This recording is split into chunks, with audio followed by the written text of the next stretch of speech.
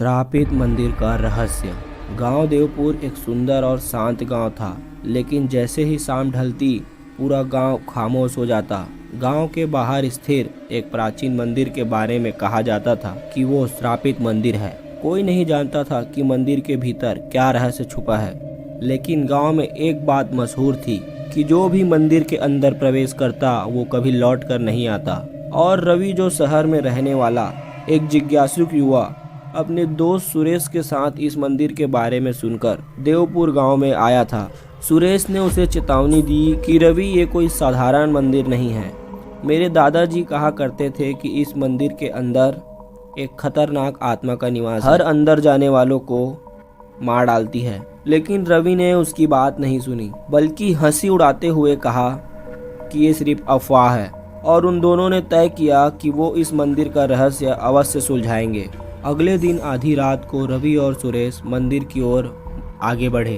उन्होंने महसूस किया कि वहाँ की हवा में एक अजीब सी ठंडक थी। मंदिर के मुख्य द्वार पर पहुँचते ही उन्हें कुछ भयानक सी आवाज़ सुनाई देती है। रवि ने सुरेश को देखकर कहा, तुम डर तो नहीं रहे? यह सब हमारे दिमाग का भ्रम है। मंदिर के दरवाजे पर बने प्राचीन चित्रों को देखकर दोनों के दिल में एक अलग सा डर समा गया। उन्होंने जैसे ही दरवाजा खोला, एक अजीब सी महक ने उनका स्वागत किया। मंदिर के भीतर का दृश्य बहुत ही भयानक था।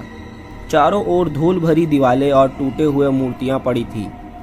मंदिर का वातावरण बहुत ही खौफनाक था, मानो सैकड़ों सालों से यहाँ कुछ बुरा घटना घट रहा हो। वे दोनों मंदिर के थोड़ा और अंदर गए। उन्होंने देखा कि वहाँ एक अजीब सी बत्ती जल रही थी, जो खुद ब खुद टिमटिमा रही थी। रवि ने आगे बढ़कर बत्ती को छूने की कोशिश की, लेकिन जैसे ही उसने बत्ती को छुआ, पूरे मंदिर में हलचल मच गई। एक गुजरती हुई आवाज़ ने पूरे मंदिर को कपा दिया और एक अजीब सी आवाज़ आई जिसने कहा, तुम्हें यहाँ नहीं आना चाहिए था।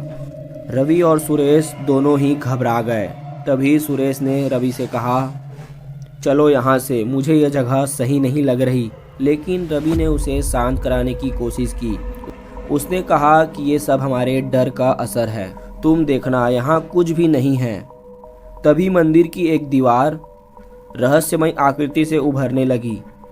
एक पुराना और भयानक चेहरा जो नफरत और गुस्से से भरपूर था। उसकी आंखों में खून जैसा लाल रंग था और उसके चेहरे में एक अलग सी क्रूर मुस्कान थी। रवि ने उस आकृति से पूछा, तुम कौन हो? आकृति ने जवाब दिया, मैं इस मंदिर का रखवाला हूँ और हर उस इंसान को मार डालता हूँ जो मेरे श्रापित स्थान पर पैर रखता है। ये सुनकर रवि भी हैरान हो गया। वो रहस्यमय आकृति धीरे धीरे रवि और सुरेश को मंदिर की कहानी सुनाने लगी। उसने बताया कि सदियों पहले इस मंदिर में एक तांत्रिक ने अपनी काली शक्तियों से भयानक अनुष्ठान किया था। वो अमर होने का सपना देखता था और उसकी यही लालच उसकी मृत्यु का कारण बनी। अनुष्ठान के दौरान उसकी आत्मा इसी मंदिर में कैद हो गई और उसने इस मंदिर को श्राप दे दिया कि कोई भी इस मंदिर में कदम रखेगा वो यहाँ से जिंदा वापस नहीं जा सकेगा। रवि इस कहानी को सुनकर पूरी तरीके से हिल गया, लेकिन उसके मन में अभी भी उस तांत्रिक के रहस्य को जानने की इच्छा हुई।